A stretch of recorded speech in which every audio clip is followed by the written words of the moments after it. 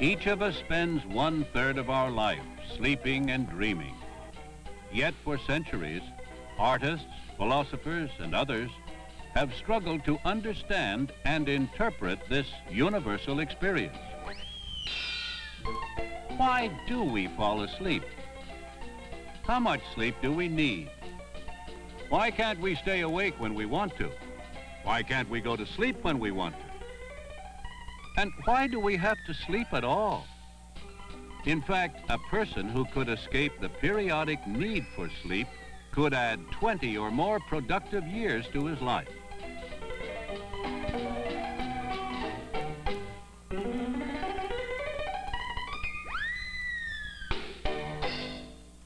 By contrast, medical surveys indicate that at least 1/3 of all individuals have suffered a type of insomnia or unwanted sleeplessness at some time in their lives. Other sleep-related health disorders are also widespread, but often go undiagnosed, becoming sources of both pain and self-torment. Only within the last 20 years have researchers begun to probe the scientific mysteries of sleep. This report profiles some of the activities and findings of one notable study organization, the Sleep Research and Treatment Center of the Milton S. Hershey Hospital at Pennsylvania State University.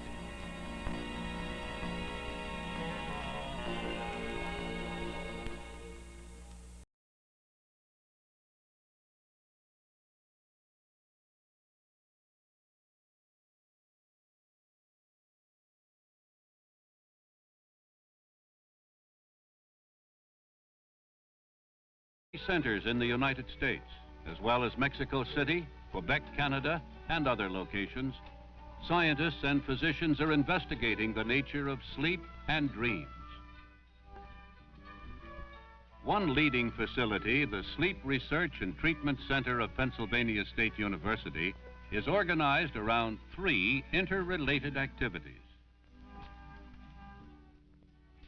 A sleep research laboratory, carrying out fundamental investigations into the scientific nature of sleep and of sleep-related medical disorders.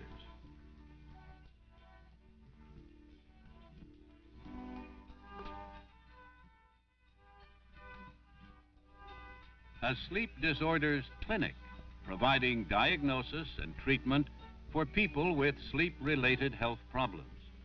Its test records and comprehensive case histories have also suggested new hypotheses about sleep behavior, and extensive educational programs, scientific exhibits, audiovisual training aids, symposia, and workshops, all aimed at providing physicians with conclusions and recommendations for use in the diagnosis and treatment of sleep disorders. The center both conducts scientific investigations of normal sleep and tries to find ways to better diagnose, treat, and cure sleep-related medical problems. By thus studying all aspects of sleep, the experts hope to better comprehend its total nature. One major area of research is insomnia, which includes difficulties in falling asleep, staying asleep, or waking too easily or too often. About 1/3 of all people have suffered from one or more of these problems over long periods in their lives. Though sleeping pills are often prescribed for insomnia, center studies have shown that patients may quickly develop a tolerance for them, which can in time lead to even more serious problems, such as drug dependency. In response, center experts have helped other researchers in perfecting sleep inducers, for which acclimation takes much longer. Each case of insomnia, however, has its own underlying causes, most often psychological. Unfortunately, most individuals tend to deny that emotional factors may be causing their sleeplessness, making their treatment more difficult until the personal problem is somehow understood. Meanwhile, research continues on this major social loss and personal misfortune.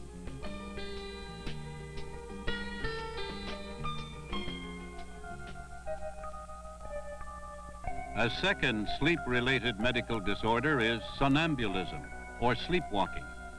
This research film made at the University of California shows a child sleepwalking, even though his eyes appear to be open. Perhaps 15% of all children have at least one such sleepwalking episode before they are 16. If such a case of somnambulism is suspected, a physician should be contacted at once. Fortunately, most individuals, including this one, eventually outgrow the problem.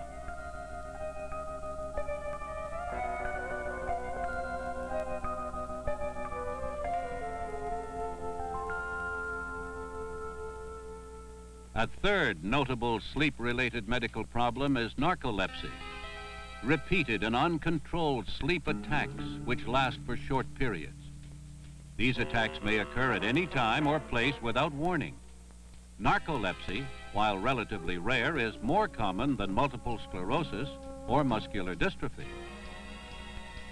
This film sequence, made at the Pennsylvania State University Sleep Center, shows a patient suffering from narcolepsy who is about to have an attack under controlled conditions. This setting was chosen so her fall would be cushioned. Narcolepsy is a disease which may start in adolescence. Attacks are often triggered by strong emotion, in this case, happiness. Though its pattern of symptoms has been recognized, it is still often misdiagnosed or undiagnosed with unfortunate results. Here is a second view of the same attack. The American Narcolepsy Association, recently formed in San Francisco, was organized to provide education and assistance to both physicians and stricken individuals. This film segment, made with a concealed camera, shows another emotion-triggered attack and the reactions of the patient's family. Here is the same attack again. This film begins to suggest how an undiagnosed narcolepsy case can lead a troubled and even tragic existence while putting a great emotional strain on his family and friends.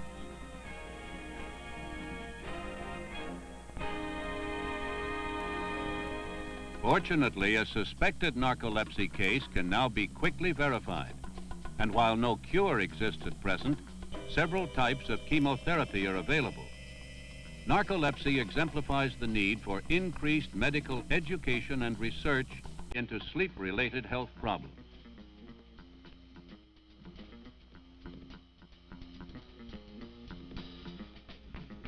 Besides its medical functions, the center also carries out scientific studies to better understand sleeping and dreaming. Until the 1950s, sleep was thought to be a simple, unchanging resting state.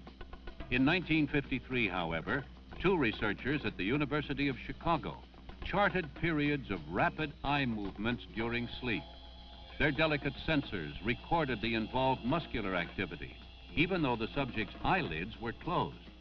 They also showed that this rapid eye movement sleep, or REM or REM sleep, occurs only during dreaming. In addition, they concluded that individuals dream at intervals almost every night. They seldom recall these dreams, however, unless awakened immediately afterwards.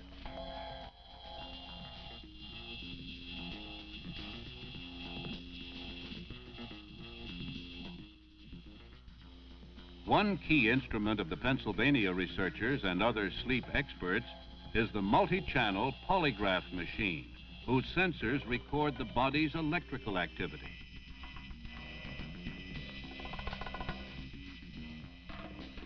Electrodes taped to the top of the head measure the brain's electrical activity, its so-called brain waves.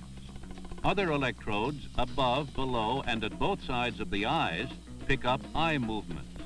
Chin electrodes test muscle tone or tension.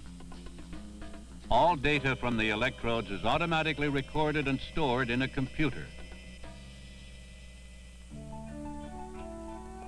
During each of the clinic studies, the physicians and scientists explain every step in their investigations to the involved volunteer subjects and patients. In a typical study, it takes 2 days for a subject to become accustomed to the electrodes, 2 more days to get the normal or baseline readings. On the 5th day, the actual research project can commence. In some cases, Radio transmitters like this one are used to beam data from research subjects living away from the center. Studies have found that sleep consists of several different levels of awareness or consciousness, REM or dreaming sleep, and 4 levels of ever deeper unawareness. On a typical night, a person's sleep pattern starts with very light sleep, which gradually deepens. REM, or dreaming sleep, begins after an hour, followed by more deep sleep, then more dreaming, the various levels alternating through the night.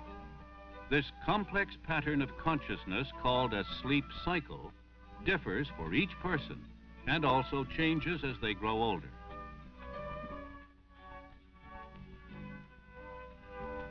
These 3 charts show typical sleep cycles for a child, a young adult, and an elderly person. Note that the amount of dreaming remains constant, though dream content varies with age.